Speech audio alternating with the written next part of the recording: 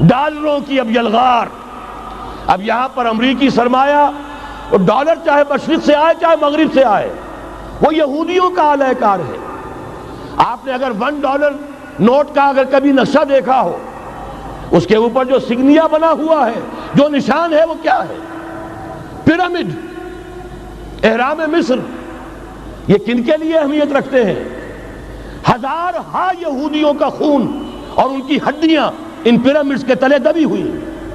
جب یہ اہرام بنائے گئے تھے، یہ یہودی وہاں غلامی کے دور میں تھے، بیگار ان سے لی جا رہی تھی. بڑے بڑے پتھر جب گرتے تھے تو پسنے والے یہودی ہوتے تھے. یہ ان کی اپنی جیسے ہولوکاسٹ، جیسے انہوں نے اس کو اپنا سمبل بنایا ہوا ہے، اسی طریقے سے پیرامڈ، مصر کا پیرامڈ، یہ گویا کہ ان کے اس زوال کا ایک نشان ہے. اور اس پر ایک آنکھ بنی ہوئی ہے، ایک آنکھ، کان دجال کی آنکھ، وہ دیکھ رہی ہے. عجیب ہے یہ سمبل. نیچے لکھا ہوا ہے نووس آرڈو سکلورم، اور یہ در حقیقت 1776 جو نیچے لکھا ہوا ہے وہ رومن حروف کے اندر یہ 1776 ہے، جو میں بتا چکا ہوں آرڈر آف الومناٹی وساپ نے قائم کیا تھا. عام دنیا یہ سمجھتی ہے کہ شاید یہ امریکہ کا یوم آزادی ہے، سن آزادی ہے. 1 مئی اس آرڈر آف الومناٹی کی تاسیس 1 مئی کو ہوئی ہے. یہ 1 مئی جو منایا جاتا ہے، دھوکہ یہ دیا گیا ہے کہ یہ شکاگو کے جو مزدور ہیں ان کی یادگار ہے. حقیقت میں یہ 1 مئی اور 1776 آرڈر آف دی الومناٹی کی تاسیس کی تاریخ ہے. ڈالر میرے اس دیش کو ناپاک نہ کرنا. اور میں تو انہیں داد دیتا ہوں، جو کچھ انہوں نے، شاعر کہتے ہیں اس کو جو صاحب شعور ہے، اس صاحب شعور نے جو مشاہدہ کیا ہے کہ ڈالر آئے گا تو کیا آئے گا ہمارے ہاں. میری تو فکر کے اندر رچ بس گیا ہے. پاکستان کے بارے میں جب کہا تھا اے آندھیو سنبھل کے چلو اس دیار میں، امید کے چراغ جلائے ہوئے ہیں ہم. ہماری امیدوں کے چراغ ہے یہ. اسلام کا گہوارہ بننے والی ملک ہے یہ. اس کو ہم نے قائم کیا تھا اسلام کے لیے. یہ آندھیاں نہ چلیں.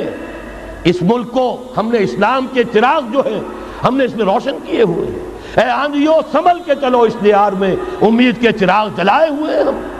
بہرحال یہ تیسرا سیلاب ہے، ننگی سرمایہ داری، جس کی پھر لعنتیں ہوتی ہیں. ایک طرف فقر، ایک طرف احتیاج، ایک طرف بھوک، ایک طرف دولت کے انبار. پہلے بھی ہمارے ہاں فرق کم نہیں ہے، لیکن اب جو ہوگا، اگر یہ بات پوری ہو گئی تو وہ ننگی سرمایہ داری. اور سرمایہ داری ہی در حقیقت یہود کا سب سے بڑا ہتھ کنڈا ہے. یہ بینکنگ کا نظام، یہ سارا کا سارا سودی نظام، یہ IMF، یہ ورلڈ بینک، یہی تو ان کے سب سے بڑے ادارے ہیں. تو واقعہ یہ ہے کہ 3 طرف سے ہم پر حملہ ہو رہا ہے. اور یہ سود کے بارے میں کیا کہا تھا اقبال نے؟ از ربا آخر چمی زائد فتن.